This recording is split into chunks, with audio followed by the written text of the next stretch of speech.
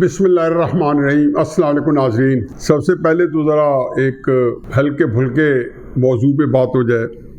एक इमरान खान साहब की छोटी छोटी जी वीडियोज़ और क्लिप्स और टिकटॉक्स बहुत वायरल हुए होते हैं। एक ख़ास अंदाज में उनको बनाया जाता है और फिर उनके जो चाहने वाले हैं, मानने वाले हैं, उनसे इश्क करने वाले हैं, जो उन पर मरने मिटने वाले हैं, वो उसको बिल्कुल ऐसी फॉरवर्ड करते हैं जैसे कोई सिक्का बंद किस्म के अहले ईमान कुरान की और अहदीस की आयात को फॉरवर्ड करते हैं और सवाब दायरे हासिल करते हैं। तो ये इमरान खान साहब को ये खुशकिस्मती है कि उनके भी अक़वाल ज़री या उनके झूठ और हर तरह की चीज़ों को इस तरीके से फॉरवर्ड किया जाता है। तो एक क्लिप है जिसमें एक लड़का है रोता हुआ होता है, तो इमरान खान साहब कहते हैं कि जलसे में वो पॉइंट आउट करते हैं कि वो जलसे लड़का रो रहा है। तो फिर उसके बाद एक क्लिप आया हुआ है कि इमरान खान साहब को मिलने जाता है, फिर इमरान खान साहब उसके नाम देते हैं। अब उसको वायरल किया हुआ है और लोग जज्बाती हो के धाड़े मार कर रो रहे हैं। बहरहाल जिन लोगों की किस्मत में आप रोना लिखा है वो रोते ही रहेंगे। मुझे यहाँ वाक़या याद आ गया।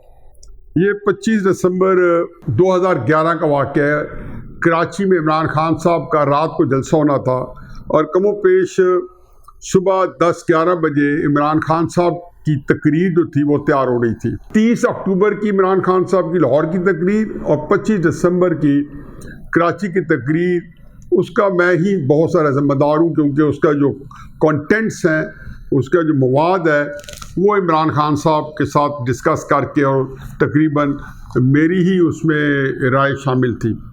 तो इमरान खान साहब उस तकरीर में इस बात में इंटरेस्टेड थे और वो हमेशा एक बात क्या कहा करते थे कि वो इस तरह के वो जो जिसको कहना चाहिए कि इस मामले वो मास्टर है कि कोई एनेक्डोट क्या होता है, अंग्रेजी का लफ्ज़ है, आप देख लें। ये होता है कि एक छोटी छोटी मिसालें होती हैं जो कि आप सामने ला के ना तो उससे एक ज़रा एक जज्बात उभारते हैं या एक जोश खरोश ज़्यादा पैदा करते हैं। तो जब तकरीर तैयार कर रहे थे और हम उनकी मुख्तलिफ पहलू पे बहस हो रही थी, तो कहते थे वो मैंने सुना है कि डीजी खान से एक साइकिल पे बंदा आया है कराची का जलसा अटेंड करने, तो उस बंदे को आप मुझे दिखाएं जलसे में ताकि मैं उसे पॉइंट आउट करूं और फिर वो बताए कि मैं साइकिल पे, उससे आपको अंदाजा लगेंगे कि जलसे के अंदर कितना शोर होगा। अच्छा, इस तरह हर जलसे में वो स्क्रीन लगा के प्रोजेक्टर पे भी दरम्यान उन्होंने ऐसे वाक़यात जो थे उजागर करने शुरू कर दिए थे। मैं उनको पुराना जानता हूँ, मैंने अपनी पिछले वीलॉग्स में कहा है कि वो मैंने जब दिखाया 2-3-4 दिन पहले उनको वायरल हुआ है, जिसमें एक फुटेज वायरल हो गई एक टीवी इंटरव्यू से पहले कि जी एयरवाई वालों की लाइटिंग बहुत अच्छी है और ये जो शान है, इसने जो इंटरव्यू किया ऐसे लगता है मैं किसी बस के अड्डे पे कर रहा हूँ और लाइटें बड़ी खराब थी। ARY की जबरदस्त फोटोग्राफी थी। शान को तो ऐसे लग रहा था कोई वेटिंग बस रूम के अंदर वो इंटरव्यू किया जा रहा है। तो ये वो आप इससे अंदाजा लगाएं कि कितनी इनके अंदर बनावट एक होता है ना कि नेचुरल होता है, वो भी उससे गुजारा चल सकता था, लेकिन उन चीज़ों में बिलीव नहीं करते। तो बहरहाल ये मैं उसको चूँकि नया क्लिप आया बच्चे का, तो मुझे वो कराची वाला वाक़या याद आ गया। इसके बाद एक बड़ी अहम चीज़ थी जिससे कल से मेरा खून जो है वो खुला रखा था। एक टीवी प्रोग्राम में मैंने उस पर बड़ी सख्त तनकीद भी की। खबर ये आई कि FIA ने शहबाज शरीफ साहब, हमजा शरीफ साहब के खिलाफ केस वापस ले लिया। बहरहाल मेरे पास जो खबर पूरे मीडिया में 4 सू थी, टीवी वाले डिस्कस कर रहे थे। तो बहुत दफ़ा मैं वैसे सोशल मीडिया खबरों को दर को इतना नहीं समझता हूँ, लेकिन बहुत मैसिवली आती है तो यू गेट कैरिड अवे। मैं बहुत ही बड़ी तकलीफ़ हुई और इसके ऊपर बड़े बड़े सीनियर हमारे जो जर्नलिस्ट हैं, मीडिया के लोग, उन्होंने भी तनकीद की और मैं भी बड़ा शेख पा था। बाद में मैंने जब लेटर देखा जो कभी आप देखेंगे मैं स्क्रीन पे, तो ये 11 अप्रैल का लेटर था। इसमें बाजार ये था कि जी FIA जो है वो समझती है, उनको उनके अंदर ये फैसला हुआ है कि इसको केस को परसू ना किया जाए और इसको हम जो है अब परसू नहीं कर रहे और अदालत से दरख्वास्त करते हैं कि ये इसमें हम इसको परसू नहीं करना चाहते। तारीख नहीं लिखी हुई थी 11 अप्रैल। मैंने सोचा 11 अप्रैल को तो बमुश्किल शहबाज शरीफ की गवर्नमेंट बनी नहीं थी, अभी तो वो हल्फ भी शायद नहीं उठाया था। 12 अप्रैल को या 13 अप्रैल को उन्होंने हल्फ उठाया था। तो ये 12 अप्रैल को, और वो पुरानी FIA वही सनाउल्लाह अब्बासी और वही सारे लोग थे। खैर एनीवे, दिमाग में कुछ नहीं आता था कि हुआ कैसे, और फिर भी कहा गया कि अगर ये है और तब से चल रहा, अभी इसको किसी नोटिस नहीं लिया।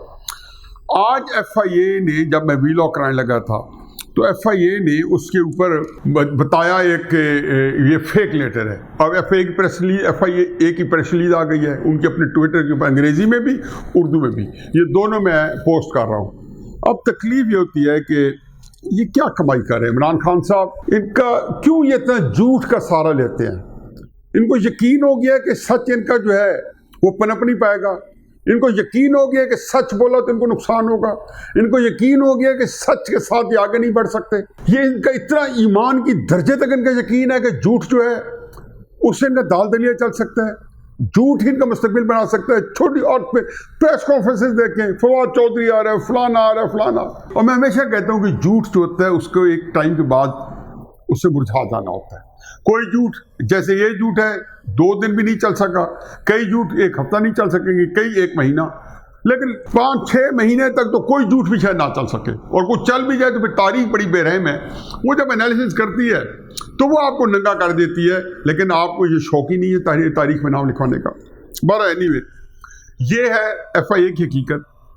मैं अगर ये ना मुझे फेक लेटर मिलता तो इस प्रोग्राम में भी मैंने, बावजूद है कि मुझे 11 अप्रैल को ही पता चल गया था, मैं उसका भी उजागर करता, लेकिन मैंने इसको फिर भी इसको तनकीद का निशाना बनाना था। DGISPR का भी एक बयान आया और उन्होंने टीवी के ऊपर टिकट चल रहे हैं, तो DGISPR ने फरमाया जी कि काफ़ी अरसे से कह रहे हैं कि फ़ौज का सियासत से कोई लेना देना नहीं। अब ये काफ़ी अरसे से मुराद शायद उनकी यही है कि जब से इफ्तिखार बाबर साहब DGISPR बने हैं, उन्होंने कहा है कि हम न्यूट्रल हैं या हम गैर जानिबदार हैं।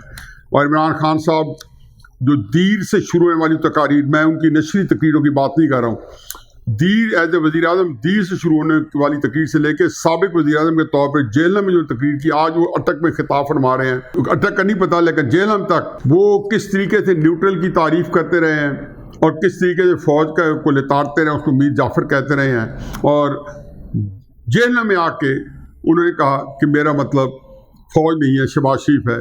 और न्यूट्रल को तो उन्होंने शराहत के साथ फरमाया कि जानवर होता है। चुनांचे DGISPR अब न्यूट्रल के लफ्ज़ इस्तेमाल नहीं करते, गैर जानबदार का लफ्ज़ इस्तेमाल नहीं करते, क्योंकि उसके बारे में इमरान खान साहब ने ऐलान कर रखा है और हतमी ऐलान है कि ये जानवर होता है।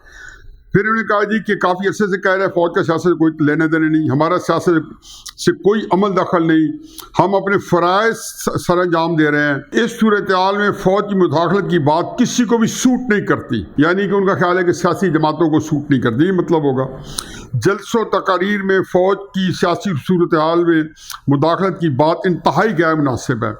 जलसों में तकारीर में किस किस ने बात की, प्रेस कॉन्फ्रेंसों में आसिफ जरदारी ने फिक्र कहा है कि बाजवा साहब को मैं सलूट करता हूँ अगर न्यूट्रल है, और उनसे हम लड़ाई बनती नहीं है अगर न्यूट्रल है।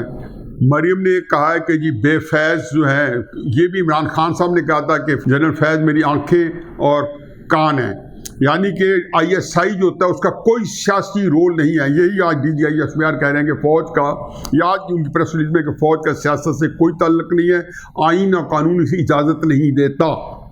और हम इसके बाद उन्होंने फिर ये भी आज कहा है कि ये जो मैं बात कर रहा हूँ हमारी न्यूट्रलिटी, वो जितने ज़िमनी इलेक्शन हुए हैं पिछले 3 सालों में, जितने कंटोनमेंट बोर्ड के इलेक्शन हुए हैं, जितने बल्दियाती इलेक्शन हुए हैं, इसने ये बात साबित की है कि हम उसमें हमने मुदाखला नहीं की। और सीनियर सियासतदानों ने इसकी तौसीक की है, यानी कि फजल रहमान साहब ने तौसीक की है, बाकी भी पार्टीज़ के लोगों ने तौसीक की है, बिलावल ने, जरदारी ने, शहबाज शरीफ साहब ने, सब ने कहा कि जी फ़ौज न्यूट्रल थी। इसलिए सियालकोट के अंदर धुंध में जो 20-25 प्रिजाइडिंग ऑफिसर जो अगवा हुए थे या अगवा कर उन्होंने अपने आप को होने दिया था, तो ये सारे इसे पकड़े गए थे कि फ़ौज जो थी वो न्यूट्रल थी। पर एनीवे, फिर उन्होंने और भी इसी कॉन्टेस्ट में कहा कि जो भी सियासी सरगर्मियाँ चलती रही, हमने वाज़े तौर पर ख़ुद को इन चीज़ों से दूर रखा। बिल्कुल सही कह रहे हैं।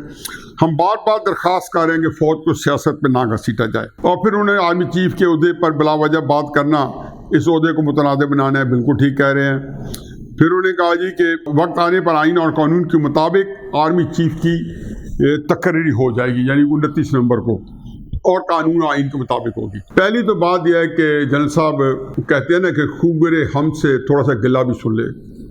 अब मैं हम तो कभी इतनी ज़्यादा कर नहीं सकूँ, लेकिन चलो बहरहाल मैं फ़ौज से मोहब्बत करने वाला हूँ, क्योंकि मेरे मामलात पाकिस्तान के साथ सारी दुनिया से शायद मुख्तलिफ हूँ। मेरा ख्याल है कि मुझे ये चीज़ जो पाकिस्तान की तकलीफ़ मुझे घायल कर देती है, ये पाकिस्तान पे जो वक्त आया हुआ है जनरल साहब, इससे मेरी रात की नींदें हराम की हुई हैं। मेरे दोस्त, मेरे करीबी साथी जाते हैं कि मैं किस एंजाइटी, किस फिक्र में हूँ कि आज ये पाकिस्तान आया। जनरल इफ्तिखार बाबर साहब, आपने मना तो किया है कि आपको ना घसीटा जाए, लेकिन ये बातें चूँकि हक़ाइक़ हैं तो इसलिए मेरा ख्याल है बात करना बनती है कि ये पहले इतना रिवाज नहीं था, ये 2-3 साल से रिवाज हुआ है। अब एक शेर मेरा सुनते जाएं और उसके बाद इस शेर के बाद जो है मैं थोड़ी सी तफसील बयान करूंगा कि मेरे कत्ल के बाद उसने जफा से तौबा, हाय उस जूद पशे माँ का पशे माँ होना। पाकिस्तान के अंदर आप बिल्कुल सही कह रहे हैं, और जब आप ये कहते हैं तो मैं समझ रहा हूँ आप कह रहे हैं कि भाई पिछले 3 साल से हम जो है अपने आप को न्यूट्रल कर रहे हैं। वैसे ये बात फैक्चुअली दुरुस्त नहीं है। जब तक जनरल फायज साहब ISI चीफ रहे हैं तो वो इसमें पूरी की पूरी दखल अंदाजी होती रही है। चाहे शौकत सिद्दीकी साहब इस्लामाबाद हाई कोर्ट के जज, नौकरी बेचारे लूज कर चुके हैं। जस्टिस काजी फाजिजा साहब के डिसीजन में जहां उनका जिक्र आया है, और फिर कराची के अंदर जो कैप्टन सफदर और मरियम साहबा का दरवाज़ा तोड़ के जब रेंजर्स गए थे और ISI वालों ने जब IG को अगवा किया था, ये सारे डांडे शायद उसके मिलते हो जनरल फैज़ साहब तक। फिर इमरान खान साहब यही कह रहे थे कि मैं कहता था कि जनरल फैज़ को ना हटाएं कि वो मेरे खिलाफ तहरीक एतमाद आने वाली है। जुलाई से मैंने कहा, मुझे पता था कि ये मेरे खिलाफ साजिश होगी, और ये 2-3 मरतबा कह चुके हैं। वो बाकी तो परखंड उन्होंने किया हो कि बैरूनी साजिश मुदाखलत, उसी तरीके से उनके लवाहकीन ने, उनके चाहने वाले ने, मानने वालों ने फौज के खिलाफ, जनरल बाजवा साहब के खिलाफ, आपके खिलाफ एक मैसिव कैंपेन चलाई उसी नैरेटिव के ऊपर जो इमरान खान साहब ने डेवलप किया था कि फौज जो है ये कर रही है। लेकिन मेरा इससे अभी इशू नहीं है। अब आपका मतलब आया, मरीम नवाज साहबा का ये बयान है कि बेफैज हुए, तो उन्होंने सिर्फ इमरान साहब के आंखों और कान को बयान किया जो इमरान खान साहब ने कहा है। आपका मतलब इमरान खान साहब की तकरीर है जिसमें उन्होंने आपको मीर जाफिर कहा गया, आपके सिपह सलार को, हमारे सिपह सलार को, और फिर उससे वो मुनकर हो गए। मर्जी है उनकी, दीर की तकरीर भी देख लें। जानवर किसको कह रहे हैं आपके सामने है, कितनी वजाहत से, और उन्होंने बार बार जिसको कहने नाप तोल के और साइज निकाल के बताया कि ये गैर जानबदार से, जानवर से उनकी क्या मुराद है। ये कहते रहे। जरदारी साहब क्या कहते हैं, एक फिक्र है कि जी बाजवा साहब चूंकि आइन के मुताबिक है तो हम उनको सलूट करते हैं, और लड़ाई तब करते हैं कि जब वो ना होते, या मेरा ख्याल है वो नहीं है। असल में शायद आपका इशारा इमरान खान साहब के साथ के मुतल्लिक है। फिर मेरी एक शिकायत है, अभी तो मैं उस बात को भी नहीं ले रहा हूँ कि ये इमरान खान साहब का तोहफा, और जो पाकिस्तान इस हालत में पहुंचा, और जो तकलीफ मुझे है पाकिस्तान में कि मुझे पाकिस्तान डूबता नजर आ रहा है। ये पाकिस्तान शहबाज शरीफ साहब से नहीं बचता। इसका ये इंपॉर्टेंट नहीं है कि इसकी टूटने की जिम्मेदारी जनरल याह्या पे लगेगी और अयूब खान बच जाएगा, जिसे असल पाकिस्तान तोड़ने की बुनियाद रखी थी। और उससे पहले गवर्नर गुलाम मोहम्मद और सिकंदर मिर्जा, अयूब खान बच जाएंगे, जिन्होंने 53 के अंदर ख्वाजा नाज़मुद्दीन को डिसमिस किया था और एक सिलसिला नियाबत शुरू हुआ था। अब सब कहते हैं कि शहबाज शरीफ से टूटा पाकिस्तान, इन सारों से टूटा, लेकिन तारीख बड़ी बेरहम है। ये पाकिस्तान की बुनियाद टूटने की आपने 2014 के धरनों से रख दी थी, और CPEC जब आया था तो पाकिस्तान को उसे उठाना था।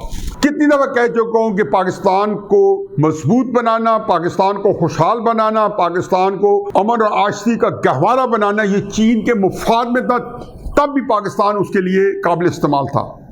अमेरिका के हमेशा एक मुफाद में था पिछले 50, 60, 70 साल से कि पाकिस्तान में इंतशार फैले, इंडिया के मुफाद में कि पाकिस्तान में इंतशार फैले। हमने 2014 के धरनों से लेकर 2016 से लेकर हमने मदद की, और ये हमारे कौमी इदारे, उसमें सुप्रीम कोर्ट भी और अस्करी इदारे भी गोडे गोडे मुलव्वस से। क्या आपका ख्याल है कि जो मौरख तारीख लिखेगा वो माफ़ कर देगा? मैंने जो शेर पढ़ेगा कि मेरे कत्ल के बाद उसने जफा से तौबा, हाय उस जूद पशे माँ का पशे माँ होना। इस वक्त पाकिस्तान जख्मी हुआ है। इसका जिम्मेदार कौन है? इमरान खान साहब कितनी दफ़ा कहता हूँ कि इस हीरो को तराशा गया था। आपको नहीं पता वो क्या कर रहा है? आपको नहीं पता वो पाकिस्तान से खेल रहा है? आपको नहीं पता वो पाकिस्तान की बुनियादें हिला रहा है? वो पाकिस्तान की बुनियादों खेड़ है? आपको नहीं पता कि जो बिलावल साहब ने आज कहा है कि हमें आखिरी दिन ये कहा गया कि या आप वोट ऑफ नो कॉन्फिडेंस वापस लें, इमरान असम्बली तोड़े वगरना माशरा लग जाएगा। वो अब भी यही चाहता है। मैं कितनी दफा कह दूं, मुझे तो बिलावल साहब ने आज कहा, अब कहा है ना, मुझे तो इल्म नहीं था, लेकिन मैं कितनी दफा कई महीनों से कह रहा हूं कि इमरान खान साहब माशरा लगा रहे, उसके लिए रॉकेट साइंस नहीं चाहिए थी। वो जो कुछ कर रहा था उसका ये बिल्कुल सामने था कि वो पाकिस्तान में आज भी माशरा लगाना चाहता है, खाना जंगी चाहता है, कितनी तक दो कर है। आप लोग गूंगे बहरे हैं, अब आप लाताल्लुक नहीं बैठ सकते। ये मैंने कहा जी, इसको लगाम डालना और इसका बंदोबस्त करना आपका काम है। नहीं जी, ठीक है, मेरी अब भी ये ख्वाहिश है कि इसको सियासी तौर पर हल किया जाए, लेकिन आप ये कहें जी, ये बयान दे के और इसके 15-16 टिकट चल जाएं और आप कहें जी कि अब हम इसे बर्दाश्त नहीं करेंगे, नहीं, आपको डट के आना पड़ेगा। ये मुदाफियाना, ये माजरत खाना आपने जब उसके भी किया, नेशनल सिक्योरिटी काउंसिल में प्रेस कॉन्फ्रेंस की, अगले दिन इमरान ने उनको उड़ा दिया, क्योंकि आपने वही माजरत खाना जनरल साहब आपने प्रेस कॉन्फ्रेंस की थी। ये मेरी बातें जो है ना, ये खूगरे हमसे थोड़ा सा गिला भी सुन लें, आपकी तारीफें सुनने के तो आप आती हैं, थोड़ी सी शिकायत भी सुन लें। ये कोई बंदा तो है ना, मैं इमरान को कौन लाया था? अगर आप लोगों ने अगर दखल दिया था, उसकी सीट अगर कुछ भी कर लें तो ये 114-15 में आपका कितना कंट्रीब्यूशन था? कितने दिन दहाड़े जो है, और क्या कुछ नहीं हुआ। आप कहते हैं जी कि पेशावर के कोर कमांडर साहब के बारे में कुछ ना कहा जाए, तो पेशावर के कोर कमांडर साहब ने जो कुछ किया है उसका जिक्र मैं नहीं करता हूँ। तारीख के सर वो फाड़ के फेंक दें कि आप वहाँ पे उनका रोल ही कोई नहीं था। क्या उन्होंने कुछ छुप के बात की है? जब ये सारे काम कर ही नहीं है तो उसमें घबराने डरने किया, उसको मान लेना चाहिए और बता देना चाहिए, ठीक किया तो नहीं किया तो एक मादत भी आप कर सकते हैं कि वाकई कुछ चीज़ें ऐसी हुई हैं कि जो फौज को के हिस्से में नहीं आनी चाहिए थी, हम उसको रेक्टिफाई भी करेंगे, और हमने हमारे से जो चीज़ खराब हुई हम उसको करेंगे। हमें पता है कि, और अगले बंदे को भी बताएं कि तुम्हारी क्या औकात थी, हमने तुम्हें कहाँ तक पहुँचाया, उसको सारा बताएं कि इस तरीके से आपको इक़्तिदार में लाएंगे इमरान खान साहब। और आखिर में छोटा सा मुख्तसर मैं कहना चाहता हूँ, क्योंकि आज शायद इंग्लिस्तान का जो मीटिंग हो रही है उसका भी अभी आउटकम आ जाए मेरा वीलॉग के बाद, और इमरान खान साहब के जो अटक का जलसा है उसमें भी आ जाए। जलसे जो इमरान खान साहब के अब दिन आता जाएगा, ये इतने होते जाएंगे। जेलम एबटाबाद में उन्होंने कहा इतनी छोटी ग्राउंड में, मैंने तो पहले भी मियाँवाली को बताया था कि ग्राउंडें छोटी होती जा रही हैं। इमरान खान के अपने जलसों में बात करूँ, जहाँ वो मियाँवाली में करते रहे, कुछ 8-10 बड़े जलसे किए हैं 1996 से लेके 2022 तक, उसमें ये ग्राउंड सबसे छोटी थी। पता कर लें, इसमें तो कोई बात नहीं है ना। फिर एबटाबाद में खुद इमरान खान साहब हेलीकॉप्टर उतर के कहते हैं इतनी छोटी ग्राउंड में जलसा, उन्हें बताया हजूर बंदे इतने हैं।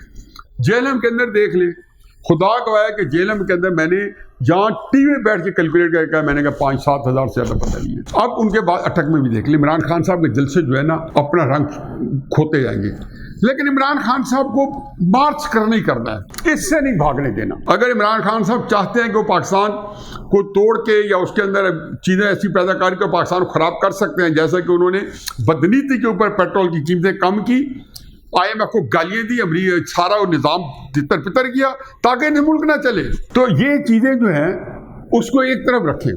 अब मैं ये कहता हूँ जी कि इन मीटिंग्स में तबसरा तो मैं कल करूँगा, लेकिन मेरी एक बात, कल वाली बात मैं फिर दोबारा ऐड करूँगा कि वोट ऑफ नो कॉन्फिडेंस बहुत बड़ी गलती थी, लेकिन हो गई। अब पाकिस्तान चलाना आपने, इलेक्शन होने 18 अगस्त 2023 में अगर असेंबली खुद बहुत टूटती है तो इलेक्शन होगा 60 दिन में।